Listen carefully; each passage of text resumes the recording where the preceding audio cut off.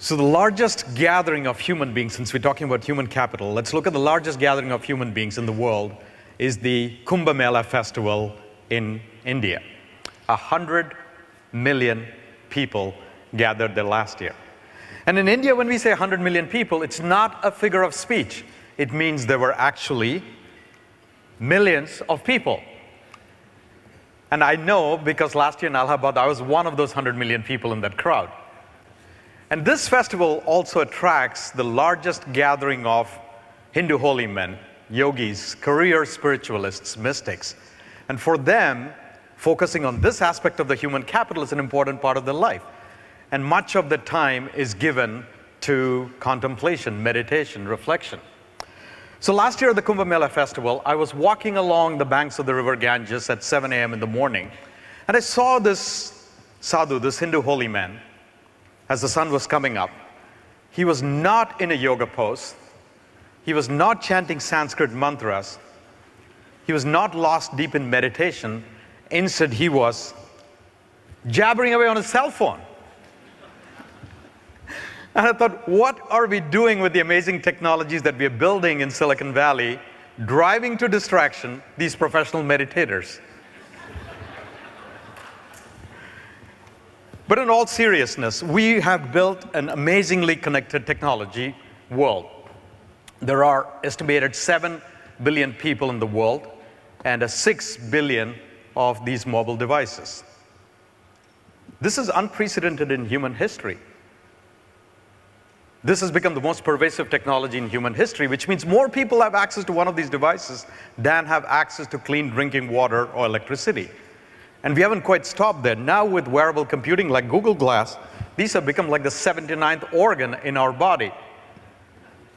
And with all of this amazing connectivity, it is incredible how human populations can now move forward in that anyone in the world, any of these 6 billion people can pick up one of these, the 79th organ in the body, punch in 16 digits, and be instantly connected to any one of you in this room.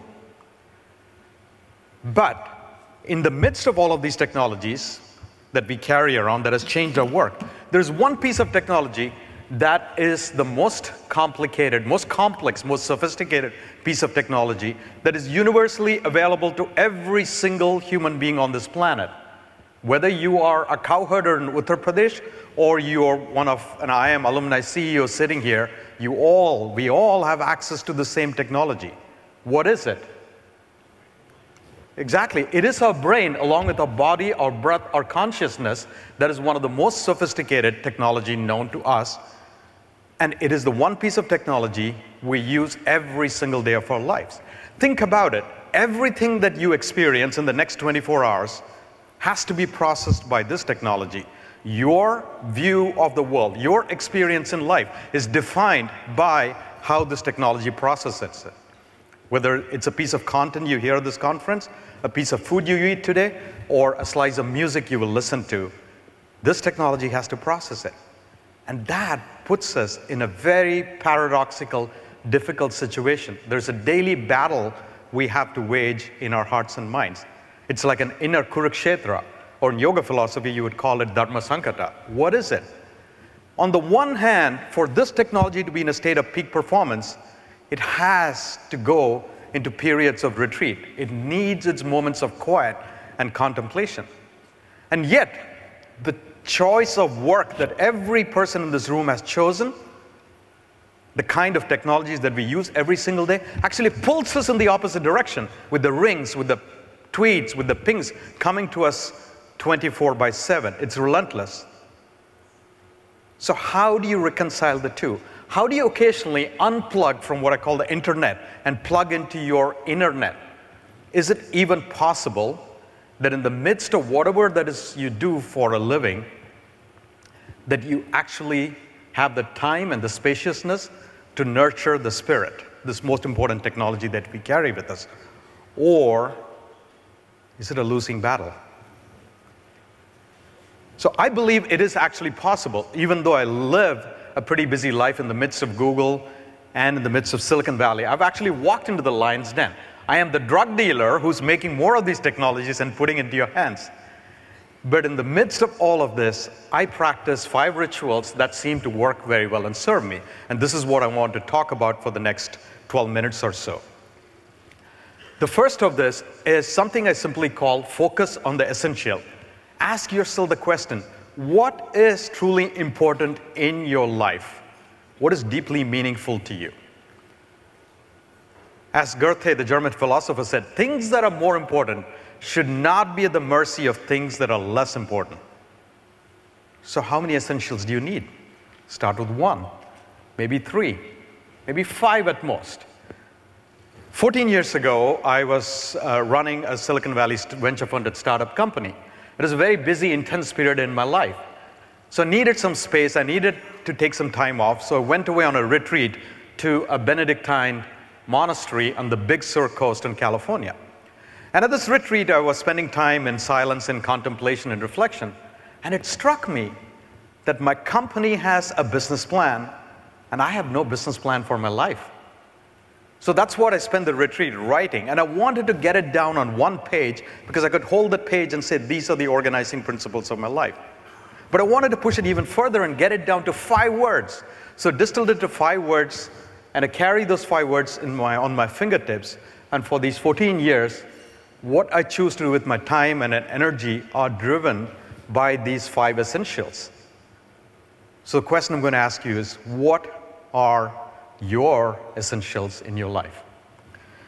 The second ritual is something as simple as do one thing at a time. And I'm not the first person to tell you this, because there's something unique and peculiar about this technology. It is extremely good at doing one thing and focusing on one thing. But ask it to do 3 or 5 things at the same time, it completely falls apart. Now, world-class athletes, musicians, artists understand it. But in the world of business, somehow we believe that we will be the first generation in history to defy this natural law. Look at this scenario. This is very typical. And when I walk into meetings at Google, and I'm guilty of this myself, this is a scene I'll watch, and let me know if this sounds familiar to you. You're sitting there trying to pay attention to somebody presenting a deck, while at the same time answering an email, having 2 chat windows open simultaneously. Does this sound familiar? And still trying to inhale some lunch very quickly. And at the end of the session, if you ask me, I have no idea what was discussed. I've sent an embarrassing chat message in the wrong window. She did forgive me. And I've spilled food on the keyboard and have no idea what I had for lunch. It is the curse of continuous partial attention. But if you shift from that to just doing one thing at a time, your state of being, how you connect to your internet, completely changes. The third ritual is to commit to at least 1 minute. So there are 1,440 minutes you have every single day. Take 1 minute to connect to your internet, at least. And I'll tell you where this philosophy comes from. So years ago, I was lucky enough to run away from home, in a manner of speaking, and stay in an ashram in India where I learned to become a yoga teacher and learn meditation. And it was such a great period in my life, and I was 19 years old at the time. I decided that once I leave the ashram, I will, on a daily basis, spend an hour doing yoga and 30 minutes of meditation. That commitment lasted 2 days before my life at college took over. And I struggled with it for years, till a few years ago when I was at Google. I talked to someone who's actually from Singapore. You might have heard of his name, with a lot more wisdom than I have. His name is Chad Meng Tang, a famous Google engineer who founded a program called Search Inside Yourself, and it's become world famous. And Google uses it to train Googlers in mindfulness. It's the most popular training program at Google. So I went up to Meng and I told him about the struggle that I'm not able to stick to my commitment. And Meng said, Gopi, why don't you start with 1 breath? Because even if you're trying to meditate for 1 hour, it's really 600 breaths strung together. Start with the first and then go on to the second. And since I'm a compulsive neurotic overachiever, I said, I can do better than that. I'll do a whole minute. So whatever is your source of connecting to the internet, commit yourself to a minute. And for me, it is yoga and meditation. And you might think, that is the most ridiculous suggestion that somebody has given at this conference. What is 1 minute yoga going to help you with? But here is how things shifted in my life. After Meng told me this, I started with my 1-minute commitment, and now there was not a single day where I could tell myself that I don't have 60 seconds to nurture my spirit. So I started doing it every single day, whether I was traveling or not, a minute of yoga, a minute of meditation. A week went by, a month went by, and for the first time ever in my life, I could look back and said, I have stuck to my daily commitment. There was a sense of integrity. But more importantly, there was another piece of transformation that took me by surprise.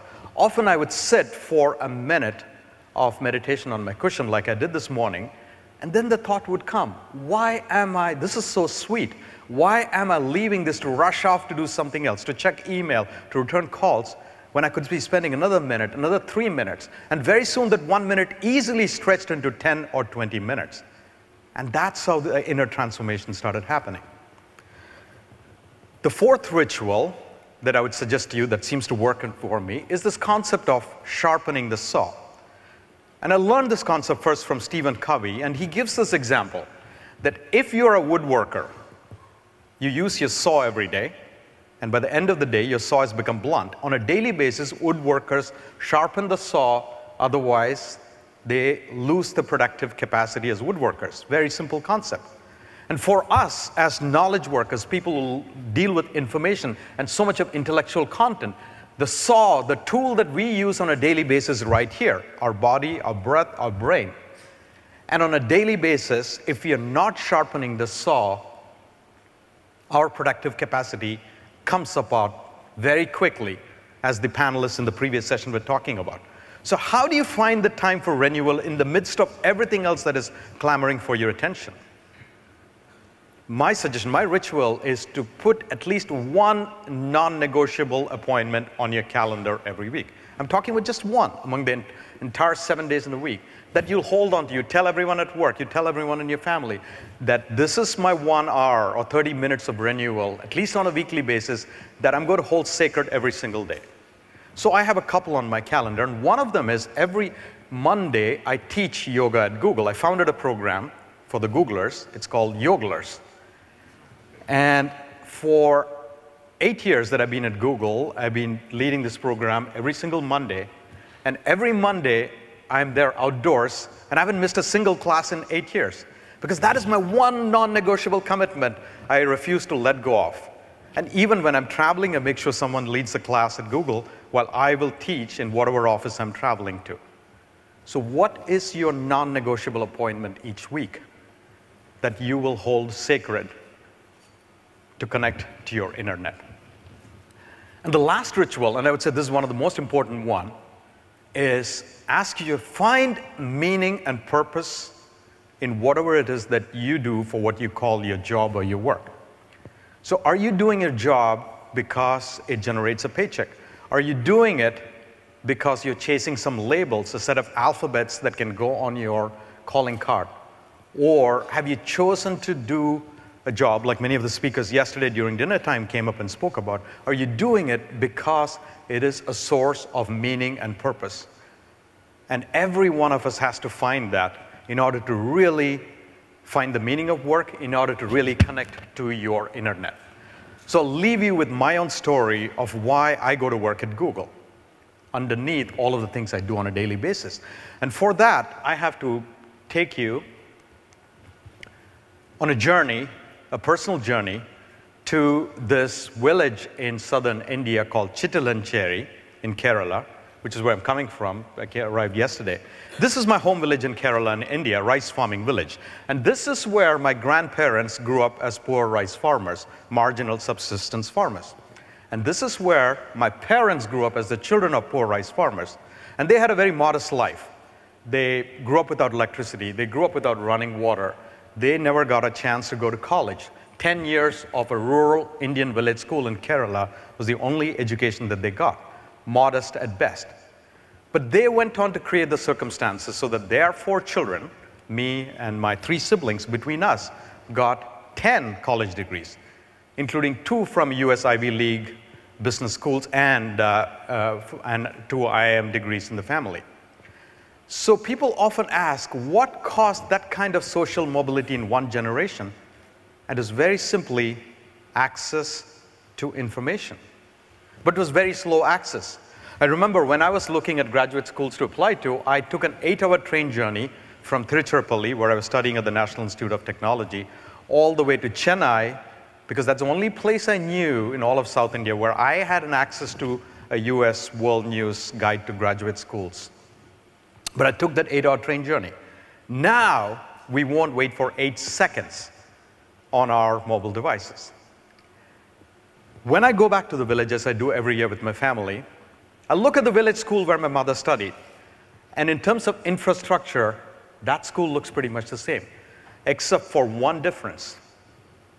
In that school, and tens of thousands of schools like that around the world, in whichever part of the world, whether it's Malaysia or Peru or Novosibirsk in Siberia, kids who have access to computers and the kind of services that we build at Google and the rest of the industry is doing, now have access to the same amount of information as somebody who goes to IIM these days. In an era where information is like oxygen, the work I'm doing and my colleagues are doing, we're leveling the playing field for information. And that is a source of meaning and context for me. Thank you. Namaste.